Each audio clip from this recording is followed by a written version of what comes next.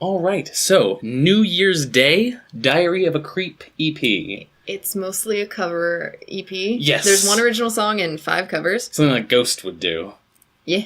So it came out January 26th, and this is not something we've ever listened to before. I've never even heard of New Year's Day. And maybe you might say it's weird to start with their cover album, but, it was all songs that we already knew before, so it's interesting to get a taste of what this band would do with the songs that we already know, and some of them love. Yes. So let's start right at the beginning with Disgust Me, the original from this EP. Disgust me. Were you disgusted? No, but I also wasn't impressed. Yeah, I was excited, like, when it started out. It starts out with some, like, boing, boing, like, heavy chugs, and I'm like, all right, this could be some, like, nice core here. Like, well, this is the thing is, they describe themselves as haunted mansion core, which literally they go to the way to say, like, haunted mansion sounds, and it's spoopy. Like spoopy is the word that spoopy core. Yeah, is what they go to describe themselves. Which I wasn't getting a a lot of the spoopiness. In other songs, there's I a little feel bit more of it, but not this one. A little bit, but, like, I wouldn't say there's enough spoopiness to, like, put that in their genre title. To justify the whole genre. I would call it more emo core, but that's just me. Yeah. So the vocal is very much a sort of dark Paramore style. Ash is her name. Yeah. And she's she very blonde? Much. How she's blonde? not. Or bright fire engine red. I believe it's fire engine red and black. Yes. Anyway, yeah. Hayley Williams, early Paramore is who she sounds like. That typical sort of somewhat nasally, very high pitched teeny bopper voice. It works totally well. Yeah, isn't it like she's not an awful singer? Like. No, but I will say, so this song in particular, the guitars and the drums are mixed at the same level. So the first time I heard this, we listened to this multiple times. First time I heard this, I could almost not even hear, like, the actual, like, melody of the guitar, like what notes they were playing, because it was just exactly the same as the drums. And they were hitting the same rhythms, because metal and metalcore, you tend to have very similar patterns, but they're so exactly the same, and the drums are mixed so loud compared to the guitars that it was just, at first, it was just like, I was like, what even is the music here? But then I actually, after several listens and listening through different speakers, I was like, oh, okay. Now it's becoming much more clear. Well, it really, like, it's obvious in this band that guitars are not the focus. Somewhat. I will somewhat in general. Yes, I would say under the chorus in this song, you get the sort of the rhythm guitarist, who was the lead guitarist. That was interesting. Yeah. He was replaced by a new, like, almost everyone in the band is new as of, like, last year or beginning of this year, except for Ash herself. And the guy who was the lead guitarist is now the rhythm guitarist, and they have a new lead guitarist. His name is Nikki. And so during the chorus, you can hear the sort of power chording rhythm, and then the lead is doing, like, these sort of the chugs that match the drums. And it's just like, man, I wish I could hear that sort of musical difference, but it was just mixed so strangely that I couldn't really. And then the bridge has this sort of trim picked, like, the classic metal solo underneath, where it's just like this sort of. And I wouldn't even call that, like, a solo, because, like, she was singing over it at some point.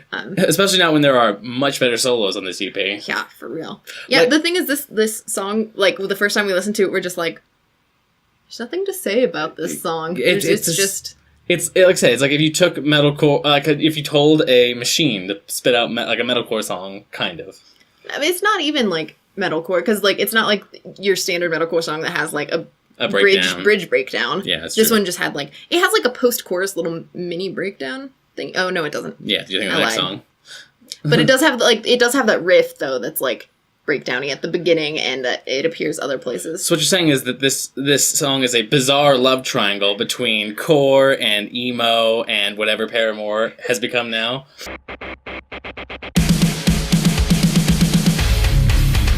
Bizarre love triangle. Did you find it bizarre? Only in that this weird sort of core metalcore-y band would choose, like, a new wave band to cover. This is a combination that I didn't know I didn't want. Wow, that's direct. No, I had never heard Bizarre Love Triangle before, and so I didn't know. And so when Erika was like, "Oh, like, I can't believe it's an '80s like new wave song," I was like, "I can't believe that that's true." And we went and listened to the original so that we could enjoy all of its 80s synthy glory. Yeah, for all of these, we listened to the original and it side by side, so we could really get a feel for how they changed it up with their own sound. And what's interesting is I would rather listen to this version much more than the New Order one. I would, like, I'm not a fan of either version, but if I had to listen to one, it would definitely be this one. Just because, like, I kind of really hate new wave. Yeah, I mean, yeah. Well, so this one, it starts off with the sort of electronic-y sort of aesthetic sounds, and the original one are made with this sort of like kill switchy guitar-y sound, where it's just like, and then it switches into standard chugs. Yeah, I don't like these chugs as much as I like the chugs in the last song. It's because these ones are a little too standard. They're a little too just. Well, it's because the original song, the parts that go like beep beep beep beep beep beep with like electric keyboard or whatever new wave uses. It does the same rhythm. It does the same rhythm. Like this is pretty straightforward cover. Like even the verse has this sort of like. You know, what's the word I'm looking for? Synth keyboard, floaty noises. Background noises. Yeah, and then like speaking of the only good part I think of this song is that little guitar fill. Oh. The like, okay, we'll get to that in 1 second. Oh. So first the verse though. So the verse is mostly just vocals over drums. Like it's like really like straightforward. Like the vocals it's right very up on, poppy. Yes, and it's just straight up like right on the mic, and like I said, it's got that sort of I can't think of the word for some reason. And then after the verse, you have the standard '80s Phil Collins drum fill. Oh, this made us laugh out loud because it literally is the Phil Collins "Coming in the Air Tonight" drum fill. I'm like, all right. I see what you did there, drummer. And it made me laugh because like you said multiple times that throughout this drum tone feels very 80s. In general, like especially the toms have that like boom, that echo fuzz that arena rocky sound. Yeah, was popular in the 80s. Yeah, but I would say yes. What the best part about this is during the original New Order song, if you've heard it, like there's this sort of synth board going. Like the sort of just standard scale. But in the song, our minds were blown, especially after Disgust Me, and it's relatively simple guitar playing. It's sweet. It's like sweet picking. Yeah. And we're just like, whoa, where they can do something. Come from? Yeah. I mean, a lot of people say, sweet picking is not that impressive. But considering that Disgust Me came first, we were like, oh, they can do that. Yeah. And especially everything that comes after this song, you're just like, why was Disgust Me the way Disgust Me was? Anyway, the end of the song is... This is the only song really with, like, a breakdowny section. Mm-hmm. And then it was weird. Yeah, it's like this... So they go like, all right, let's harken back to that new waviness a little bit. And I don't know if their normal music sounds like this, but it's very sort of... With some, like, tinging on the cymbals. Yeah, there was a lot of weird, like, synth noises. Yeah, very beepy, very video gamey. Over the, like, your standard chugs. Almost aggressively, like, two standard chugs. They're just like... Yeah. He's just like some... Wow. Well, because they clearly wanted you to listen to the weird beep boop noises. Except that they were completely unpleasant. Yeah. And anyway, it just left me feeling fucking hostile.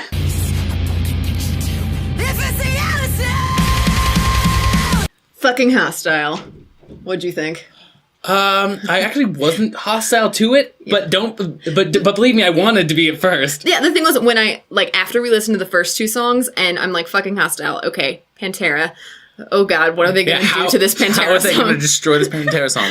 And I was pleasantly surprised. It was nowhere near as bad as I thought it would be. In fact, it was good at parts. Like, yeah. Oh, I was going to say, I'm like, everybody got a little chance to show off, like, especially the drummer. I'm like, all right. Okay, this was the first song. You can do some stuff there. That really shows. Like, later songs show it more, but this is the first song that really shows, but, like, everyone just has wicked mad skill. Yeah. Like, Disgust Me...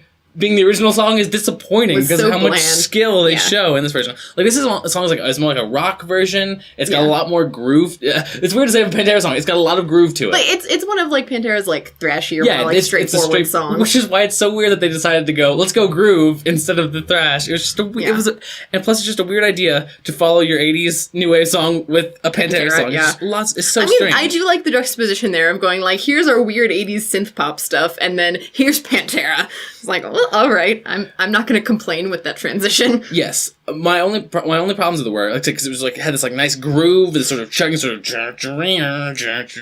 very nice. Mm-hmm. My problems were just before she goes into that awesome chorus. She does this sort of like seductive whispery. Oh yeah, I hated that because like before that she's like kind of aggressively shouting, and I'm like, all right, I like this vocal from her. Like it's not that emo whiny teen singing voice. Yeah, this is the farthest I think they get away from that. And so she's like kind of aggressively shouting, throwing some grit onto her voice, and then she like does like this whisper that's like very girly and like, "Ooh, I'm trying to seduce you." I almost like weird seductive. Does not belong in this song. Especially immediately after she seems like, "Get hostile." It's just like, nah, you're.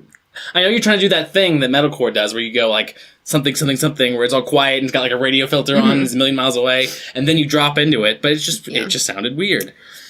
I will say, so impressed with the solo on this. Yeah, like the fact that he did the solo impresses me so intensely. It disappoints me. I was worried because I'm like, well, the solo in the original song is so great, because, and like, I mean, of course. Well, yeah, like you can't be Dimebag, but like I'm just like, okay, how bad is this solo gonna be? And it was actually really good. He opens it up and he's shredding it up and he's pentatonicking it up and he's scaling it up and it's awesome and it's got sweet bends. It's got everything you could want. Yeah.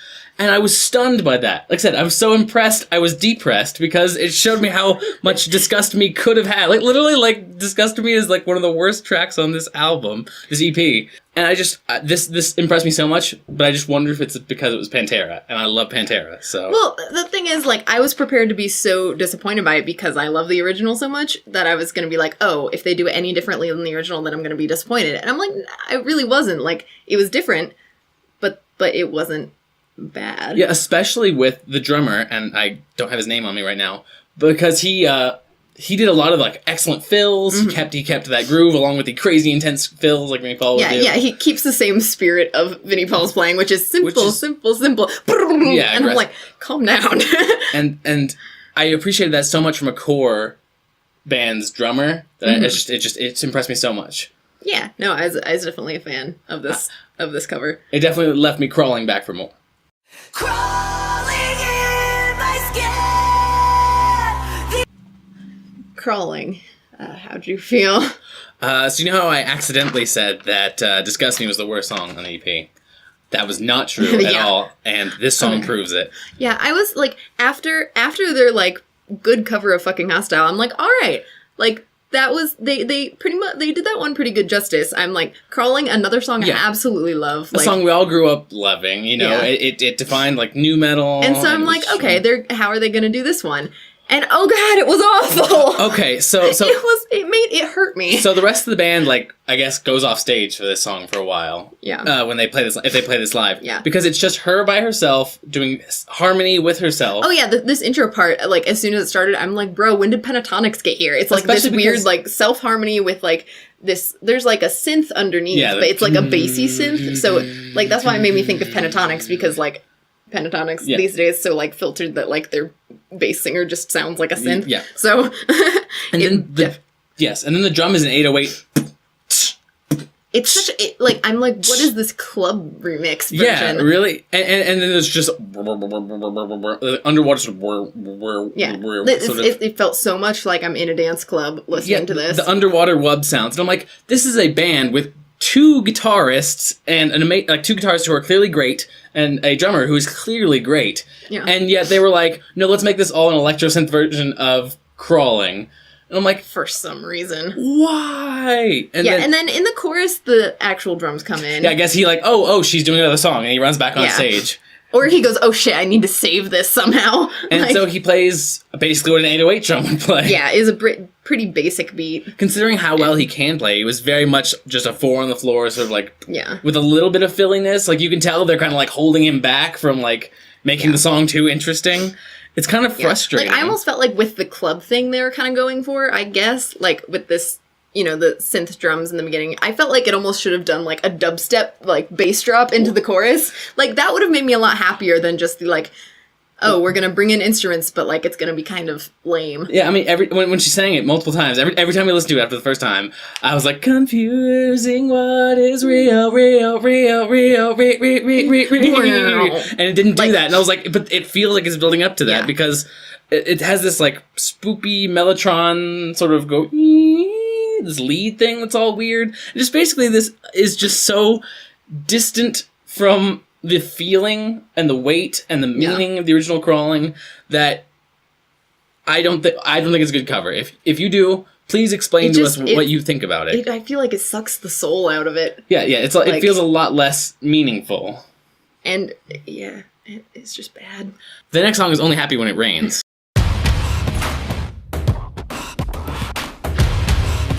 Only Happy When It Rains. Did it make you happy? Actually, a lot. Only because Lizzie Hale was on it. Okay, so let's preface by saying, Lizzie Hale's on this. Well, not even that. Let's preface by saying, never invite someone to make a featured appearance on your album when they show you up so hard, it's painful. Yeah. I guess that's giving our opinion away on this. Lizzie Hale shows up and basically destroys every other track on this EP with her amazing voice and... Yeah. Well, and it's just, like, especially in the chorus where they're both singing, like, where, you know, she's going, pour your misery down, and then Lizzie Hale goes, like, pour your misery down! Like, she, like, comes in with, like, way more power, and it's like, why would you do this to yourself, Ash? Why? So the song is basically two halves. The first half is Ash singing her version of it over, like, some synth and some basic drum, and then with Lizzie Hale providing backing vocals. Yeah, with stomp clapping, which is really interesting. And it makes it bluesy. Yeah, and this is faster than the original. Yeah. So it's less, like, grungy, depressing, and more, like, bluesy. Yeah, it's more happy when it rains. And she throws in, like both of them singing, throw in the slides a lot. The rain. Yeah, so the first part is, like, over that sort of synthiness. There's not a lot of, like, guitar playing, and the drumming is really basic, with Lizzie Hale providing a backup vocal to her. Yeah. And then the second half, when Lizzie Hale takes over the chorus, and then there's, like, blues guitars, and everyone's jamming out, and the drums is rocking, and you're like, what? Yeah. Like, Lizzie Hale's half of the song is what I want. Yeah. I'm like, that's what I want. And I'm like, maybe I should just go listen to Hailstorm. Well, that's the thing is, what I suspected was that they came up with the Reanimate 3.0, the beginning of last year, I think, and that was their cover EP. Mm-hmm. And I suspect maybe Lizzie Hale wanted to do this song on their cover EP, but then they decided to cut it off that EP. And then Ash from this band, who've been touring with them for a while, I think, was like, ooh, let's do that together. Mm-hmm. And then Lizzie Hale just shows her up so hard. Dude, like, if I were Ash, I'd be like, actually... don't want you to be on this song. Can we ignore this one? I feel bad. Yeah, basically Ash should say, don't speak, Lizzie Hale. You and me, we used to be... Don't speak. Did it make you want to shut up and listen? It did. This, I'm just going to say, because it's the last one too, this is my favorite song on the EP, absolutely. Undeniably. Like, it's just, and I love it more than the original. Because I'm not a huge No Doubt guy. I kind of like No Doubt. I'm not against them. It's just I like this so much more for some reason. Because it's just like unashamedly cheesy with the balladness of it. So this song is like, I'd call it like almost symphonic core in some places because of it's got all these synth strings in the background. And it starts off with her against piano. Instead of like the soft guitar at the beginning of the original song, it starts off with piano with her very forwardly mixed, just like her and the piano. I was actually like, whoa. I can actually hear her voice for once instead of being hidden behind all these layers and filters. Yeah, and I'm like, oh, I can hear it. She sings that teeny bopper style, like, straightforward. It's alright, I guess. Yes, and then it's like, I don't want to know. And then it goes, chun, chun, chun, chun. Like, oh, you're like, oh, snap, it's gonna drop so big. And then it does the whole, like, silence. Don't speak. And it's like you can't help but, like... You can't help but like get into it. And the timing is so good. Mm-hmm. Like their use of like pauses and stretching it out for the heavy sort of chugs. Mm-hmm. Like I'm not usually a core guy, but this chorus, the way they chord up this chorus is so catchy and fun, and it really gets like this will make people who have like either never heard of No Doubt or think Gwen Stefani sucks. This will be like, man, that song was actually really good. But the problem... This has actually got some power to it, which is funny. Because, like, it's not, like, that interesting or unique most of the time. It's, like, very straightforward. But it's got, like, some power. And it just is a power ballad. It's great. Yeah, and the drummer brings back his Phil Collins. And it's just so great. But then... It's so awesome. The guitar player showing off like his chops goes in with the full wah. He goes in with like sweet bends, shredding. He's like on like this Gwen Stefani song, and you're like, what? And then he does a sweet sort of like a dive bomb at the end almost. And that made me smile so much. I was like, oh, I was not expecting this album to have a dive bomb. It's just this song shows that their singer can be excellent. That their drummer is hilarious and awesome, that their guitarist is insanely skilled, and that they can have excellent use of timing with their riffs. So now let's talk about the thing as a whole. The only other thing I was going to say about that song is like the biggest negative to it is that like the last minute and a half even just kind of like slowly fades and does a lot of repetition, which the original song does a little bit too. It should just ended with a powerful like, don't speak. Yeah, or something like that. And it's just frustrating because it's like after the interesting, like, you know, the guitar solo I feel like is the peak of this song, and then it goes on for another minute and a half after that. I'm like, I just needed another repeat of the chorus. That's all I wanted. Yeah. All right, now to talk about the EP as a whole, my favorite was "Don't Speak." What about you? Say my favorite was "Fucking Hostile" just because I love that song a lot. Like that's the thing is that song starts from a higher place. Yeah, I agree. And so like they had to do just like, and they did a perfectly respectable cover of it. Absolutely. I guess if we're comparing how much they improved upon the original or didn't, well, like you can't improve on Pantera. Yeah, that's the thing, that you can't really improve much upon Pantera. And so I'd say the most improved would be Bizarre Love Triangle. Oh yeah, most improved. Least improved, Crawling. Yeah, obviously. Crawling was just, it's the worst track here. It just feels like with that club sort of style, it almost feels lazy. The fact that no one else in the band really plays in it, it feels like it was maybe thrown in as a last minute. I assume that was also your least favorite. Oh, absolutely. On the album. It just sucks. But let's real quick. I wanted to just go back and discuss Disgust Me, because that was the original. So let's look at that real quick. It was, like I said, the vocal was the dark Paramore style. It was very sort of, the drums and the chugging matched up. It was very sort of, and I can't say that I was that impressed by it. It was just kind of boring, in my opinion. And the fact is, we know their guitar player can do incredible soloing. Yeah. We know that he has incredible skill. Like, I didn't think that they were a solo-y sort of band, like listening to that song, but then hearing his solos in some of the other ones, I'm like, oh, that could have made that song a lot more interesting. But no. So that being said, though, overall, for a band that I'm usually very sort of pessimistic about listening to new bands, but overall, I was actually quite impressed by this. Yeah, I really expected it to be bad, but it really wasn't. Yeah. So, would you recommend this to other people? Sure. I would recommend this to other people, because it's like, oh, do you like that original version, or do you like, covers, or maybe you like a little bit of core? Do you want to hear something weird? Yeah, exactly. Unexpected. Like, the thing is, this combination of songs to cover is kind of strange. Yeah, New Order, Pantera, Linkin Park, Granted, I guess it's not that strange, given I read all the songs and I'm like, oh yeah, I know all those songs. Yeah, that's true. So maybe it's not that weird of a combination, But just, I was thoroughly impressed, and I will definitely go and listen to more of New Year's Day, hoping... Oh, here's the thing, though. Basically, their entire lineup has changed now. Yeah. So, going forward, they may have a completely different sound than they had before. I probably wouldn't listen to them just because her voice kind of annoys me.